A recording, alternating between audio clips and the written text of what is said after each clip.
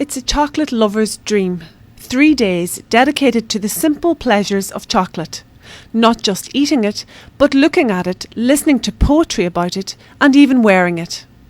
It's a celebration of chocolate through workshops, demonstrations, and also you have an opportunity to experience chocolate in a different way through visual arts exhibitions, through film, or through a poetry and book reading that's inspired by chocolate. The centerpiece of the festival is an exhibition where some of the works of art may well be eaten. But this festival is not just for the kids. Serious chocoholics can learn how they can use chocolate to accessorise. And there's even workshops dedicated to the health-giving properties of chocolate.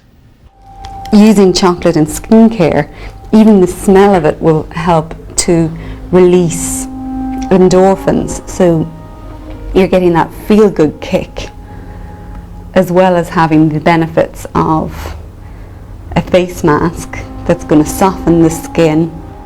It wouldn't be a chocolate festival without Willie Wonka and the Chocolate Factory. The original film will be shown here in Temple Bar's Meeting House Square tomorrow night, when hot chocolate will be served under the stars.